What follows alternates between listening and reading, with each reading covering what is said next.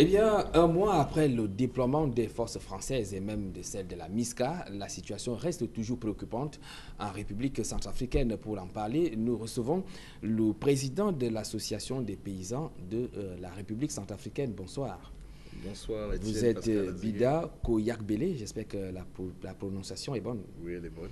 Il faut noter qu'en dehors de votre casquette de président de l'Association des paysans, vous êtes agro-industriel. Oui, tout à fait. Alors, qu'est-ce que ça vous fait de voir la situation qui prévaut actuellement dans votre pays?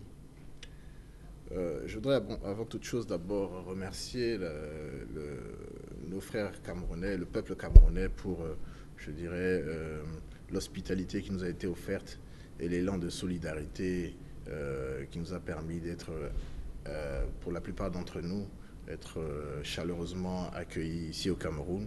Et nous voulons aussi profiter de l'occasion qui nous est offerte pour pouvoir remercier les autorités camerounaises pour toute l'assistance qui a été offerte aux populations qui se sont exilées ici au Cameroun. Alors, j'espère que vous suivez de près donc la situation qui prévaut en République centrafricaine. Alors, comment est-ce que vous pouvez apprécier l'intervention de la France dans cette crise?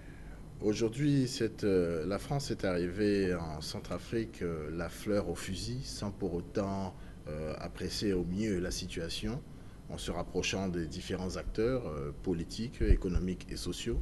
Elle estimait être omnisciente et partant de ce principe-là, tout savoir, tout connaître et sans pour autant même associer ne serait-ce que je dirais, les FACA, les Forces armées centrafricaines, puisque nous avons des officiers qui sont sur le terrain et qui jusqu'alors a été marginalisés.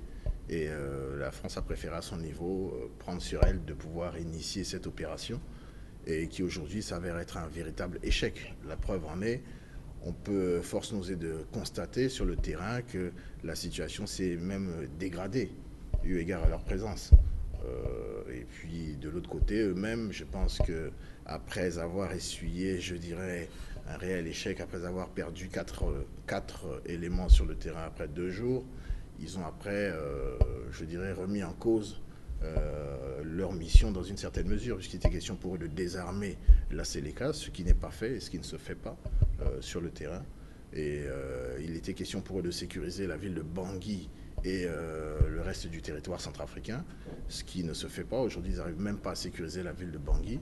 Et force a été même de reconnaître au président Hollande l'incapacité des forces françaises à pouvoir juguler cette crise et sécuriser la ville de Bangui et le territoire centrafricain. Alors, comment est-ce que vous interprétez le fait que la France, au moment où l'ancien président, François Bozizé, était également en difficulté, son pouvoir était en difficulté, que la France ne soit pas intervenue en ce moment-là et qu'elle ait plutôt choisi de venir donner un coup de main au gouvernement actuel? Ce que nous avons constaté, en tout cas sur le terrain, c'est que la France a accompagné la Séléka depuis le mois de décembre où elle avait pris pied. Elle était soutenue, encadrée par certains officiers français et jusqu'à son arrivée à Bangui. D'ailleurs, la prise de pouvoir par M. de Tchodja a été chaleureusement appréciée et il a été d'ailleurs chaleureusement accueilli à Bangui par l'ambassadeur de France. Donc aujourd'hui, c'est ce qu'on a du mal à comprendre aujourd'hui. Alors que tout le monde savait que M. de Tchodja avait un penchant islamiste et islamisant, la preuve en est, aujourd'hui nous avons une lettre rédigée des mains de M. de Tchodja où il laissait clairement entendre, où il demandait un soutien au Conseil islamique, un soutien financier pour acheter des armes afin de pouvoir islamiser de force la République centrafricaine. Une certaine opinion était au fait de ces informations, de même que certains services d'intelligence et de renseignement. Donc, nous fûmes surpris justement de constater que ce dernier, qui n'était qu'un indigent social à ses heures perdues, se retrouve à la tête d'une horde de bandits et de voyous et qu'on le laisse prendre le pouvoir en Centrafrique. Aujourd'hui, les conséquences maintenant sont ce qu'elles sont. Le pays, aujourd'hui, je pourrais dire que le diable a mis pied en Centrafrique et a transformé ce pays en un véritable enfer. Alors, on a quand même en droit de demander le pourquoi est-ce qu'il y a cette persistance des conflits armés en République centrafricaine. Est-ce que ça peut s'expliquer? Je pense qu'aujourd'hui, nous sommes victimes un peu de cette bénédiction que nous a offert le Tout-Puissant. Ce pays est réellement un paradis béni des dieux, regorgeant d'énormes ressources. Aujourd'hui, il y a quelque temps de cela, une société chinoise a pu déceler un potentiel pétrolifère des plus importants qui soient, à savoir, nous avons aujourd'hui le 4e plus gros gisement en Afrique subsaharienne après l'Angola, avec un potentiel de 8 millions de barils jour, ce qui pourrait être estimé quasiment à peu près à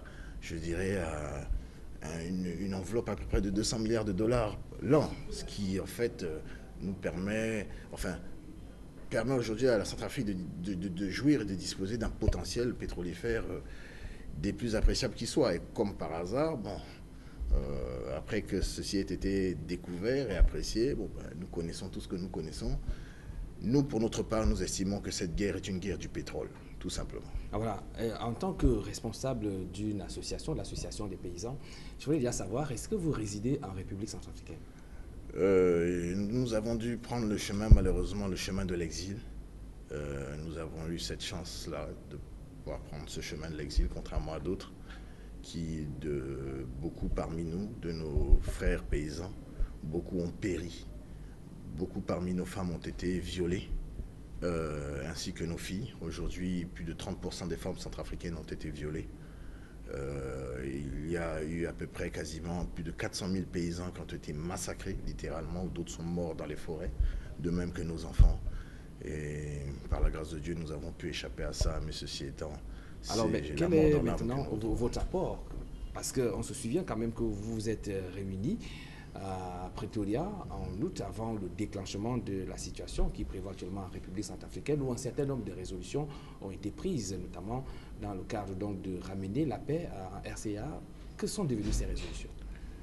Tout à fait. D'abord, il était question dans le cadre de ce congrès en fait, de Pretoria, où les paysans, après avoir créé le mouvement Quitté, qui était un mouvement politique permettant justement aux paysans de s'organiser, de se structurer politiquement, parce qu'avant ça, nous étions juste...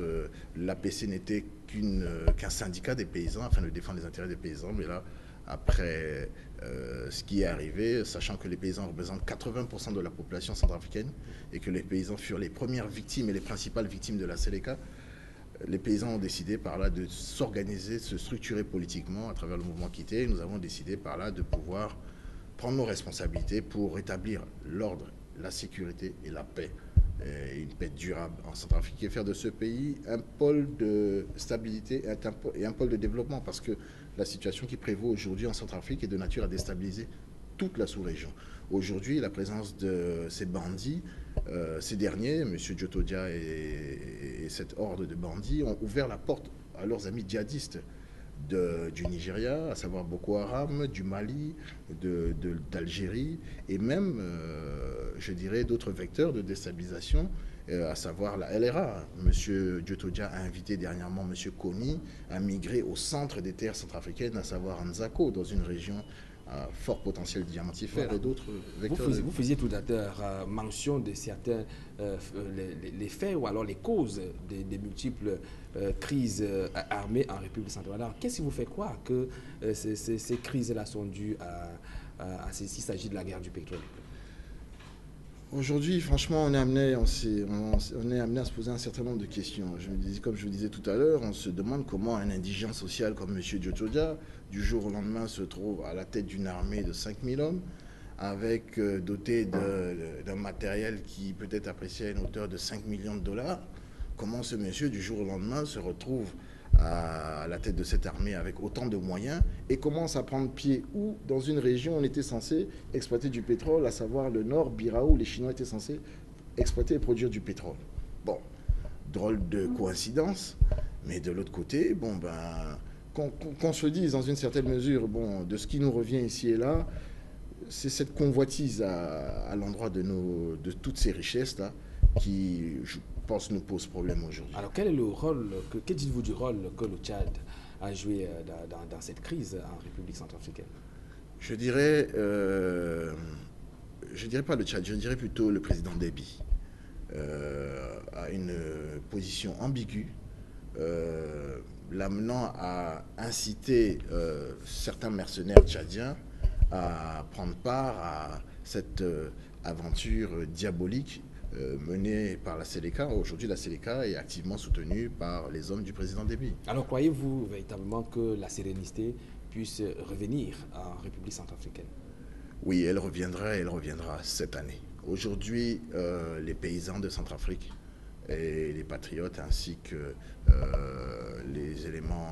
les anciens FACA, les forces armées centrafricaines, ont décidé de prendre leurs responsabilités avec l'aide, nous l'espérons, de la communauté internationale. Pour nous, il n'est pas du tout question que cela puisse perdurer. Quand on entend parler de somalisation de la situation en Centrafrique, ceci aujourd'hui certes nous interpelle, mais pour nous, il n'est pas du tout question que la situation se somalise. Eh bien, c'est sur la base donc de cet espoir du retour de la paix en République centrafricaine, ce que nous le souhaitons d'ailleurs, puisque c'est un pays voisin au Cameroun, que nous allons vous remercier d'avoir répondu à cette invitation. C'est moi qui vous remercie. Il faut rappeler que vous êtes M. Bida Koyakbele, vous êtes le président de l'Association des paysans de la République centrafricaine. Merci. Mesdames, Messieurs, c'est ici que nous mettons un terme à cette édition d'information. Merci d'avoir été en notre compagnie. Un rendez-vous à ne pas manquer tout à l'heure, c'est Massou avec toute son équipe. Bonne soirée à toutes et à tous.